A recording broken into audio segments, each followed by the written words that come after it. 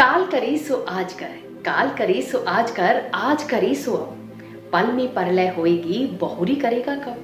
Hello friends, मैं निधि गर्ग फिर से हाजिर हूं एक नए टॉपिक के साथ, समय का महत्व। दोस्तों, ईश्वर ने हो सकता है किसी को सुंदरता ज्यादा दी हो, किसी को कम दी हो, किसी को बुद्धि ज्यादा दी हो, किसी को कम दी हो, किसी को दौलत भी ज्यादा दी हो, किसी को कम दी हो, लेकिन उसने एक चीज हम सबको एक समान दी है और वो है समय। दिन के 24 घंटे, ना किसी को कम ना किसी को ज्यादा, लेकिन यही 24 घंटे किसी के लिए बहुत कम पड़ जाते हैं। उन्हें लगता है कि समय तो जैसे पंख लगाकर उड़ रहा हो, और किसी से यही 24 घंटे काटे नहीं करते। उन्हें लगता है जैसे समय की सुई रुक गई हो। हर व्यक्ति के लिए समय का अलग अलग महत्व होता है। हम सब जानते हैं कि समय ही एक ऐसी दौलत है जिसे हम बैंक में जमा करके नहीं रख सकते। उसका सिर्फ हम उपयोग कर सकते हैं, क्योंकि समय गतिमान है, अपनी गति के साथ चलता ही रहता है, ना तेज चलता है ना धीरे चलता है। हमें ही उस समय का सदुपयोग करना होता है। ऐसे ही एक बार एक ऋषिवर से उनके शिष्य ने पूछा कि ऋषिवर, अगर किसी व्यक्ति के पास समय का अभाव हो और वो समय पर अपना काम ना कर पाए, तब वह क्या करे। तब ऋषिवर मुस्कुराए और अपने उस शिष्य से कहने लगे कि मुझे ये बताओ कि क्या विधाता ने किसी को भी एक पल ज्यादा दिया है या तो फिर किसी को एक पल कम दिया है। हाँ, समय का महत्व हर व्यक्ति के लिए अलग अलग होता है। अगर तुझे एक साल के समय का महत्व जानना है तो उस स्टूडेंट से जाकर पूछ जिसने अभी अभी एक साल गंवाया है। अगर तुझे एक महीने का महत्व जानना है तो उस माँ से पूछ जिसका बच्चा एक महीने पहले ही इस दुनिया में आ गया है।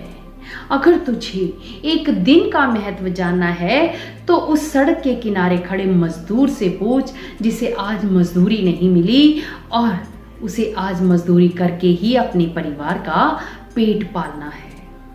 अगर तुझे एक घंटे का महत्व जानना है तो उस IAS की तैयारी कर रहे बच्चे से पूछ जिसे अभी अभी 1 घंटा सुकून भरी नींद नसीब हुई है।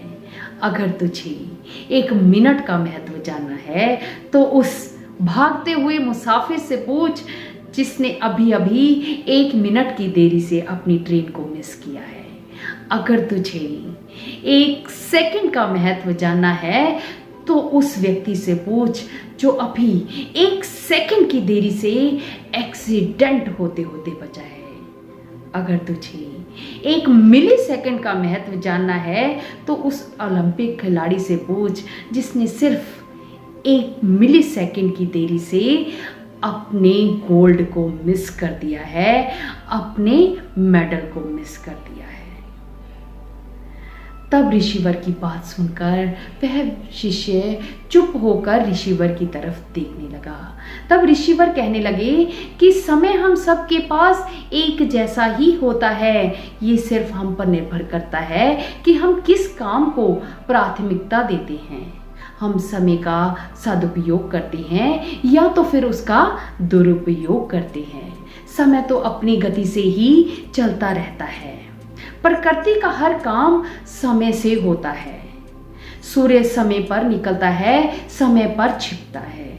फूल भी समय आने पर खिलते हैं, समय आने पर मुरझाते हैं। अलग अलग ऋतुएं समय के अनुसार आती हैं, समय के अनुसार बदलती हैं। कभी पतझड़ आती है, कभी गर्मी आती है, कभी सर्दी आती है तो कभी वर्षा ऋतु आती है। प्रकृति अपना हर काम समय के अनुसार करती है। लेकिन विडंबना है कि मनुष्य अपना काम समय से नहीं करता, वो अपना समय बर्बाद करता रहता है। तभी तो कहते हैं समय के साथ चल प्यारे, नहीं तो हाथ मल प्यारे। समय के साथ चल प्यारे, नहीं तो हाथ मल प्यारे। समय है बलवान सबसे, समय है बलवान सबसे, इससे सब हारे। दोस्तों समय के साथ चलेंगे तो हम अपनी ग्रोथ पर ध्यान दे सकते हैं, हम अपने लक्ष्य को पूरा कर सकते हैं। इस समय पर किया गया काम ही जीवन में आनंद और खुशी देता है।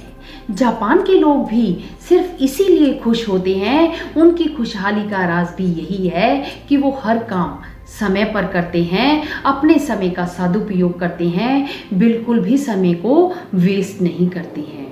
वो प्लानिंग के हिसाब से अपने हर काम को पूरा करते हैं और अपनी ग्रोथ पर ध्यान देते हैं, तभी तो वो खुश रहते हैं।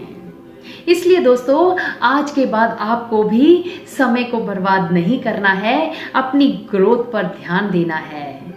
अगर आप मुझसे प्रॉमिस करते हैं कि आज के बाद आप समय को बर्बाद नहीं करेंगे, तो जल्दी से कमेंट बॉक्स में प्रॉमिस वर्ड लिखकर भेज दीजिए। अगर आपको ये वीडियो अच्छा लगा हो तो इसे लाइक करना और अपने दोस्तों के साथ भी ज़रूर शेयर करना, ताकि उन्हें भी समय के महत्व के बारे में पता चले। तो मिलते हैं नेक्स्ट वीडियो में, तब तक आपका जीवन सुखमय हो। बाय।